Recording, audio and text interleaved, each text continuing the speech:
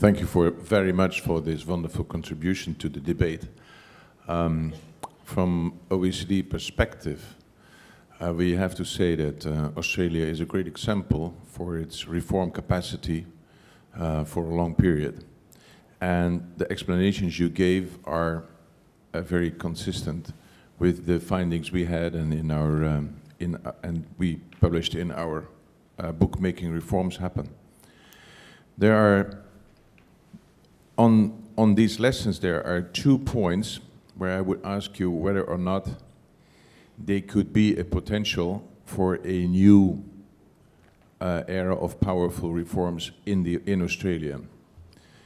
You mentioned to get the wheels tuned with the academia, and you mentioned maybe there could be something like an agreement with the state government, because the state governments are so essential. These 2 actors, both the state government and the academia, were described by you as actors that should be attuned from the side of the politicians. Maybe I misunderstood you, but my question would be, would you see it as an opportunity that from these sides there would be a claim for a reform agenda on which politicians could agree? Well, let's take them in order. First of all, the state governments. Reform is not going to succeed. Future reform is not going to succeed in this country, given we're a federation without the commitment of state governments. And I think one of the good things about Victoria over the course of the most recent period of time is that the Victorian government, more so than other states, has made an effort, not just in its own domain, to articulate and implement a reform agenda, but to influence the national debate, and that's what we want. That's what we want. But I think this is a really difficult area. Commonwealth-state relations have been one of the most difficult areas of Australian public policy, really, in our entire history as a country. And most of the solutions have involved power transfers. Most of the solutions have involved transferring powers from the states to the Commonwealth and letting the Commonwealth fix the problem. And I think we've reached the limits. I think we've reached the limits of that approach now. You can't keep doing that. We did that for 100 years.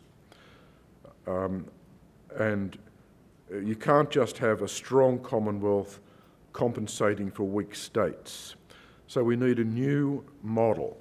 And of course, we had the new federalism debate led by Bob Hawke and Nick Greiner in the late 1980s, early 1990s, which Keating really set out to kill on the grounds that he was not prepared to see any transfer of financial and taxation powers back to the states. And this is a very deep-seated instinct among Commonwealth politicians.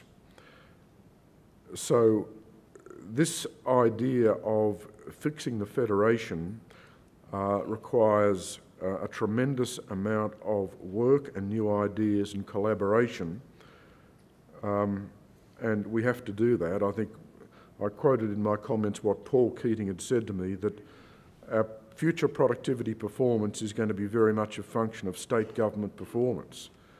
And I know how the national government thinks. I mean, I've spent all my life talking to ministers. They get so frustrated with the states, and eventually they want to shut down the problem and just impose a unilateral solution. That's ultimately where they go. They don't have enough time, they don't have enough energy to sort it out. So this is a tremendously difficult issue, but we must do it. When it comes to the Academy, well, the Academy is a very different situation. I think we've got a real problem with the Academy. in two dimensions. First of all, one of the areas where public policy has not been terribly good is the university sector. Our universities are still far too regulated. We still have not had a proper reform process being applied to the universities. Successive governments have failed here. I think the Howard government failed conspicuously. They were sort of alienated from the universities in a cultural sense, and they never really addressed the problem. So that's one problem. So we need to deregulate the system more so we get a greater dynamic in our universities and more diversity. Our universities are still bedeviled by the sort of one-size-fits-all model. There's still too much of that in existence. The second problem, I think, with the universities is too much of the reward system for academics is based on research papers which seem to me, anyway, to be talking across the board generally, too divorced from the public policy process. Too theoretical, too divorced from public policy. Somehow we've got to join up the academy more to the public policy process. And I think there is great resistance from a lot of academics to do that, and I think this is because of the incentives. Hi. You talked about the growth of political timidity, that this election is sort of the height of political timidity and short-termism. Do you think that this trend will continue into the future, given where the media is going and sort of the Twitter generation?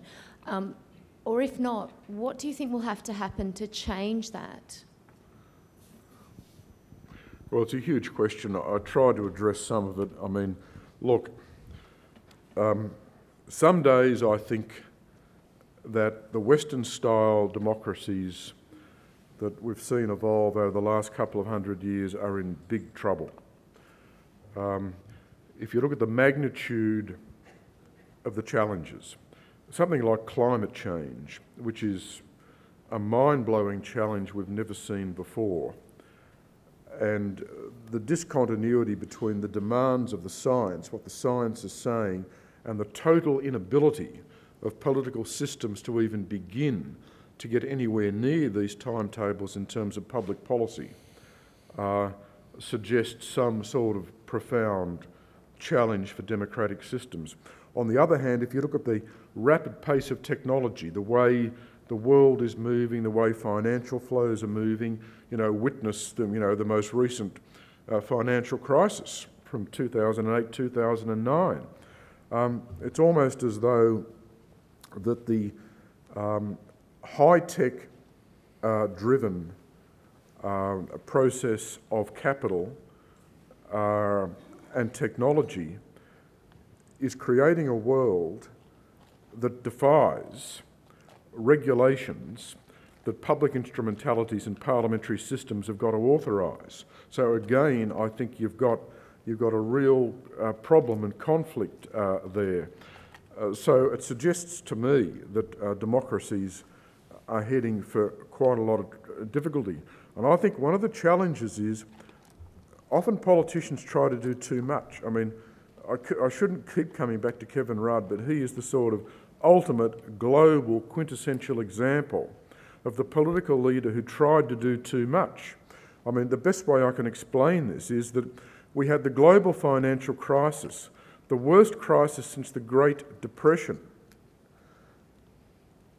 A rational government would have said, right, we've got to rethink our priorities. We've now got a big deficit instead of a good surplus. We can't do everything we were going to do. Let's rethink what we're going to achieve and determine what our priorities are. Instead of that, he actually said, nothing will change. We will proceed with our entire agenda. Well, that creates a degree of expectation from the political system and strain on the political system that it cannot manage, that it simply cannot deliver, and that, you know, it's simply asking for the system to do too much, which is, I think, really fundamental in understanding why Rudd lost the Prime Ministership. So politicians have got to understand the limits to politics. They've got to turn back a lot of these demands. The public all the time want governments to solve problems.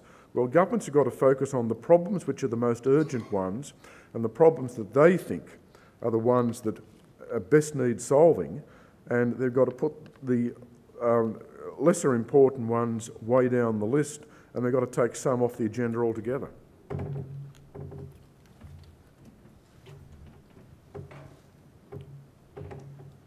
This follows on a bit from the last question. You mentioned, and Andrew Robb mentioned yesterday, about the negativity of political campaigns.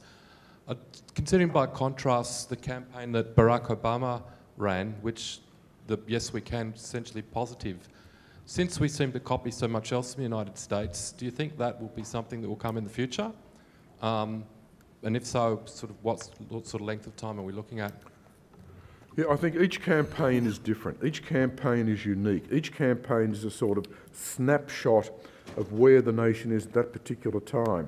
And I think what happened in America in that last presidential campaign was that you had a Republican administration, the Bush administration, totally discredited, which created a different sort of dynamic. The Republicans were always at a great disadvantage in trying to argue a case given the legacy of the Bush administration. And then you had this new political figure, historic political figure for all sorts of reasons,